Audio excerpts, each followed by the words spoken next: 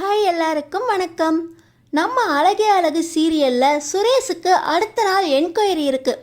மச்சான், நீ என்ன நம்புறீல? நாளைக்கு என்கொயரியில் கண்டிப்பாக இந்நேரத்துக்கு நீ காக்கி சட்டை போடுற மாதிரி சஸ்பெண்ட் ஆர்டர் கேன்சல் ஆகும். தங்கராஜ் சொன்னால் அது நடக்கும். தங்கராஜை நம்பினோர் கைவிடப்படார் அப்படின்னு இந்த தங்கராஜ் சுரேஷுக்கு உறுதியே கொடுக்குறாரு. ஆனால் முதல் முறையாக தங்கராஜ் தான் சொன்ன வார்த்தையிலேருந்து பின்வாங்குறாரு. சுரேஷு, இன்னைக்கு ஒரு நாள் உன்னோட என்கொயரியை நீயே பார்த்துக்கோ. அடுத்த என்கொயரியில் கண்டிப்பாக உனக்கு வேலை கிடைக்கிற மாதிரி நான் ஏற்பாடு பண்ணுறேன் அப்படின்னு சுரேஷ்கிட்ட போய் தங்கராஜ் கெஞ்சுறாரு. இப்படி தங்கராஜ் தன்னோட வாக்குலேருந்து பயந்து போய் பின்வாங்குற மாதிரி நம்ம அழகுமதி ஒரு முக்கியமான திட்டத்தை தங்கராஜ் முன்னாடி எடுத்து வைக்கிறாங்க. அப்படி நம்ம அழகுமதி தங்கராஜ் பயப்படுற மாதிரி என்ன பண்ணாங்க தெரிஞ்சுக்கிறதுக்கு இந்த வீடியோக்கு ஒரு லைக் போட்டுக்கோங்க. ஸோ பார்த்தீங்கன்னா சுரேஷ் தங்கராஜ் கிட்ட நாளைக்கு என்கொயரி இருக்குமாம்மா, எனக்கு ரொம்ப பயமாக இருக்கா அப்படின்னு புலம்பிக்கிட்டு இருக்க. நாளைக்கு கண்டிப்பாக என்கொயரி முடிஞ்சோடனே நீ காக்கி சட்டை போடுவ, உன்னோட சஸ்பெண்ட் ஆர்ட்ஸை கேன்சல் ஆகும், அதுக்கு தங்கராஜ் பொறுப்பு அப்படின்னு சுரேஷ்க்கு வாக்கு கொடுக்குறாரு தங்கராஜ். அடுத்த நாள் காலையில் பொழுது விடியுது. பார்த்தீங்கன்னா தங்கராஜும் ரேவதியும் ஒரு பிளானோட உள்ளே வராங்க. வாங்க மாப்பிள்ள அப்படின்னு ராஜலக்ஷ்மியும் ராகவனும் ஒன்றா சேர்ந்து மாப்பிள்ளையை வரவேற்று, காலையிலே வந்திருக்கீங்களே மாப்பிள்ள, உங்களுக்கு பிடிச்ச ஐட்டமாக செய்ய சொல்கிறேன், இப்போ வந்திருக்கீங்க, சீக்கிரம் செய்யணுமே அப்படின்னு பரபரப்போட ராகவன் கறி எடுத்துகிட்டு வந்து, இட்லி அவிக்கிறீல அப்படியே கறி குழம்பு வச்சிரு, மாப்பிள்ளைக்கு ரொம்ப பிடிக்கும், அவருக்கு பிடிச்ச ஸ்வீட்டும் செஞ்சு வச்சிரு அப்படின்னு ராகவன் இங்கே மலர்கிட்ட ஆர்டர் பறக்க விடுறாரு. நம்ம மலரும் இப்படி மாப்பிள்ளை திடீர்னு வந்துட்டாரே அப்படின்னு அவங்களும் பார்த்து பிடிச்சதா செஞ்சுக்கிட்டு இருக்க. என்ன அண்ணி, மாப்பிள்ளை காலையிலே வந்துட்டாருன்னு உங்களை வேலை வாங்க ஆரம்பிச்சிட்டாங்களா? நானும் ஹெல்ப் பண்ணுறேன் அண்ணே அப்படின்னு ரேவதி வர, இல்லை ரேவதி, நீ அங்கேயும் வேலை செஞ்சுருக்கீல, இங்கேயும் வந்து செய்யணுமா அப்படின்னு மலர் கேட்குறாங்க. அங்கேயாவது ஆளெல்லாம் கம்மி அண்ணி, அங்கேயும் ஒரு ஐட்டம் செஞ்சால் போதும், இங்கே அப்படியா? ஒவ்வொருத்தருக்கும் பிடிச்சதா பார்த்து செஞ்சுக்கிட்டு இருக்கீங்க. இதில் இவர் வேற வந்திருக்காரு, இவருக்குன்னு 4-5 ஐட்டம் சேர்த்து வேற சொல்லியிருப்பாங்க. நான் செய்கிறேன் அண்ணி அப்படின்னு நம்ம ரேவதி மலருக்கு ஹெல்ப் பண்ண. இப்போ ஜாகிங் போயிட்டு வந்த நம்ம மதியம் ரெடியாகி நம்ம மலர் கூட பாட எல்லா வேலையும் செய்கிறாங்க. இப்போ பார்த்தீங்கன்னா ரேவதி, அண்ணி கூட ஒரு ஆளுக்கு சாப்பாடு செஞ்சுக்கோங்க, 10 மணி போல் ஏதோ ஒரு பொண்ணை வர சொன்னதா அவர் சொல்லிக்கிட்டு இருந்தார் அப்படின்னு இப்போ ரேவதி சொல்ல, யார் அது ரேவதி அப்படின்னு மலர் கேட்க, எனக்கே தெரியாத அண்ணி, இவர் தான் இந்த வீட்டுக்கு வர சொல்லியிருக்காரு அப்படின்னு ரேவதி சொல்கிறாங்க.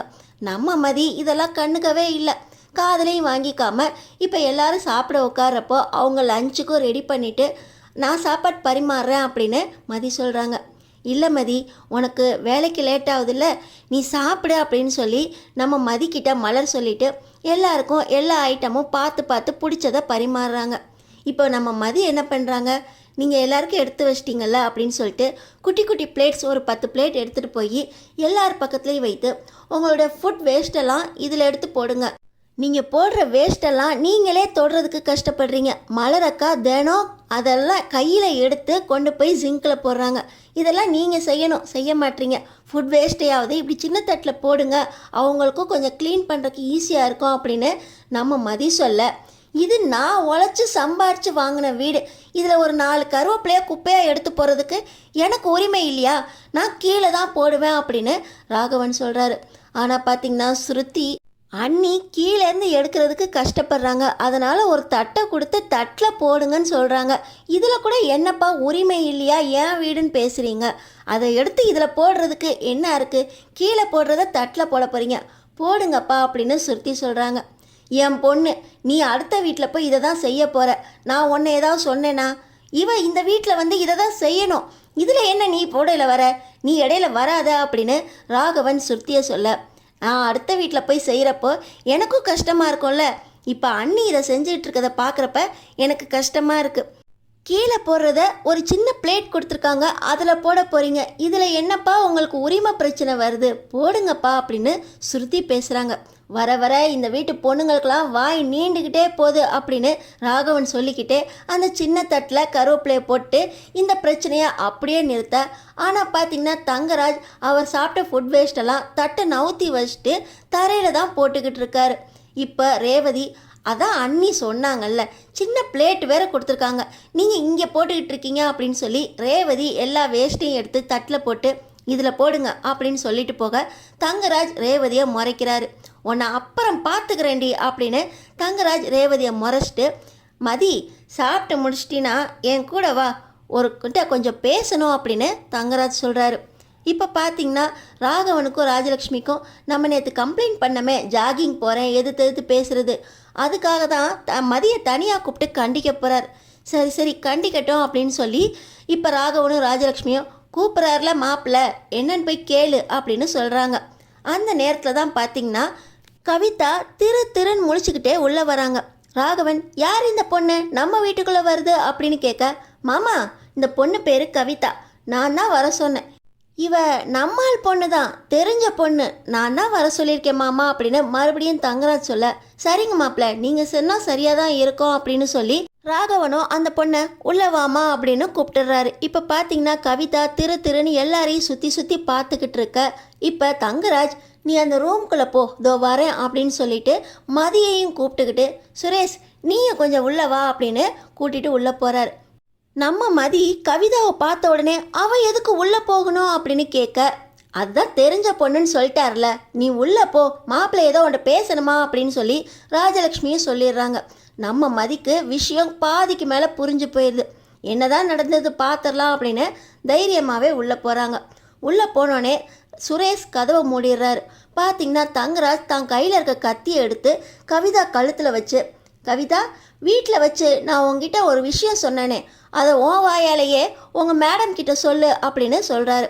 பார்த்தீங்கன்னா கவிதா, மேடம் நம்ம கேஸ் கொடுத்தோம்ல அந்த கேஸை வாபஸ் வாங்கிடுவோம் மேடம், இவர் எங்கள் வீட்டுக்கு வந்து பேசினதெல்லாம் ஒத்துக்க சொல்லி அப்பா சொல்லியிருக்காங்க, இந்த கேஸை வாபஸ் வாங்கிடலாம் மேடம், ஷாம் கூட இப்படி தான் அவங்க வீட்டில் இருக்கான், தங்கராஜோட ஆளுங்க எல்லாரும் ஷாம் கூட தான் இருக்காங்க அப்படின்னு கவிதா பயந்துக்கிட்டே சொல்ல, நம்ம அழகுமதி, ஓ கத்தி முனையில் வச்சு மிரட்டி என்னை கேஸை வாபஸ் வாங்க சொல்கிறாங்களா? தங்கராஜ் சார், உங்கள்கிட்ட ஒரு முக்கியமான விஷயம் பேசணும். எங்கள் அப்பா உங்கள் கம்பெனியில் என்ன வேலை பார்த்தாரு? கேஷியர். உங்கள் அக்கௌண்ட்ஸ் டீட்டெயில்ஸ் எல்லாமே எங்கள் அப்பா கிட்ட தான் இருக்கும் தெரியும்ல அப்படின்னு சொல்ல, இப்போ எதுக்கு உங்கள் அப்பனை பற்றி பேசிக்கிட்டு இருக்கா அப்படின்னு தங்கராஜ் சொல்கிறார். ஆமாம் சார், நீங்கள் தொழிலாளர் சங்க தலைவர், உங்கள் பணம் பதவி கௌரவம் அந்தஸ்து எல்லாமே இந்த சங்கத் தலைவர் பதவியிலேருந்து தானே உங்களுக்கு கிடச்சிச்சு. இந்த வயசுலேயே எல்லார் மேலேயும் நீங்கள் அதிகாரம் செலுத்துறதுக்கு அந்த தலைவர் பதவி தானே காரணம். எங்கள் அப்பா உங்கள்கிட்ட கேஷியராக இருக்கும்போது என்னென்ன அட்டூழியம் பண்ணிங்களோ எல்லாமே என்கிட்ட ஆதாரத்தோடு இருக்குது. இந்த பாருங்கள் ஃபைல் அப்படின்னு நம்ம அழகுமதி அவங்க சூட்கேஸை திறந்து ஒரு ஆரஞ்சு கலர் ஃபைல் எடுக்கிறாங்க. நீங்கள் தொழிலாளர் சங்க பதவிக்கு எப்படி வந்தீங்க? தொழிலாளர்களெல்லாம் ஓட்டு போட்டு வந்தீங்கன்னு நினச்சிங்களா? அவங்களெல்லாம் மிரட்டி தான் வந்தீங்க அப்படின்னு எனக்கு தெரியும். யார் யார் கை உடஞ்சா கால் உடஞ்சா அவங்களுக்கு பணம் வருமோ அந்த பணத்தில் 70% நீங்கள் எடுத்துக்கிட்டு 30% தான் கொடுப்பீங்களாமே. அது கொடுக்கணுன்னாலும் நீங்கள் அவங்க குடும்பத்தை மிரட்டி கிரட்டி இதை செஞ்சால் தான் கொடுப்பேன் அப்படின்னு எல்லார்கிட்ட இருந்தும் பணத்தை பிடுங்கி மிரட்டி கிரட்டி தலைவர் பதவிக்கு வந்திருக்கீங்க. அதுக்கான ஆதாரங்கள் எல்லாமே அப்பாவோட கம்ப்யூட்டர் லேப்டாப்பில் இருந்துச்சு. இப்போ அது எல்லாமே என்னோடய ஃபைல்ஸில் லேப்டாப்பில் இருக்குது. நான் ஒரு கம்ப்யூட்டர் சயின்ஸ் ப்ரொஃபஸர், எல்லா டீட்டெயில்ஸையும் பத்திரமா வச்சுருக்கேன். உங்கள் கூட எப்போ மோத ஆரம்பிச்சனோ எல்லா டீட்டெயில்ஸையும் அப்பா கிட்டேருந்து கலெக்ட் பண்ணிட்டேன். இந்த ஃபைல் மட்டும் உங்கள் சங்கத்துக்கு போச்சுன்னா உங்களோட பதவி பறி போயிடும். உங்களோட கௌரவமே அந்த பதவியில் தானே இருக்குது. உங்களோட தொழிலாளர் சங்க தலைவர் பதவி வேணுமா, இல்லை சுரேஷுக்கு வேலை கிடைக்கிறதுக்காக நான் போய் அந்த கம்ப்ளைண்ட்டை வாபஸ் வாங்கணுமா? இப்போ ஷாமும் கவிதாவும் நேராக வீட்டுக்கு பத்திரமா போனாதான் இந்த ஃபைல் என்கிட்டயே இருக்கும், அதோட காப்பி உங்களுக்கு வரும். இல்லை நான் நேராக இந்த ஃபைலை கொண்டு போய் சங்கத்தில் கொடுத்துருவேன். அப்புறம் உங்களுடைய இந்த பதவி போயிடும். இத்தனை வருஷமாக சம்பாரித்து வச்சுருக்கீங்களே கௌரவம் அந்தஸ்து எல்லாம் போயிடும். உங்களுக்கு இப்போ எது வேணும் அப்படின்னு நம்ம அழகுமதி தங்கராஜை மிரட்ட தங்கராஜ் மிரண்டு போயிடுறாரு. கவிதாவை அப்படியே விட்டுறாரு. மேடம் நான் போட்டா மேடம் அப்படின்னு கேட்க, நீ பத்திரமா போ, இனிமே உனக்கும் ஷாமுக்கும் எந்த ஆபத்தும் வராது அப்படின்னு நம்ம அழகுமதி சொல்ல, சுரேஷ்கிட்ட, டேய் உன்னோட என்கொயரியை இன்னைக்கு கவனிச்சுக்கடா, நான் என் பதவியை பார்த்துக்கிறேன் அப்படின்னு பயந்து போய் தங்கராஜ் ரேவதியை கூட்டிகிட்டு கிளம்பி போக பேசியாச்சா மாப்பிள்ள அப்படின்னு கேட்க, எல்லாம் பேசியாச்சு மாமா அப்படின்னு பயந்து போகிறார். அடுத்தடுத்து என்ன நடக்க போகுதுன்னு தெரிஞ்சுக்கிறதுக்கு நம்ம சேனலை சப்ஸ்கிரைப் பண்ணி தொடர்ந்து பாருங்கள்.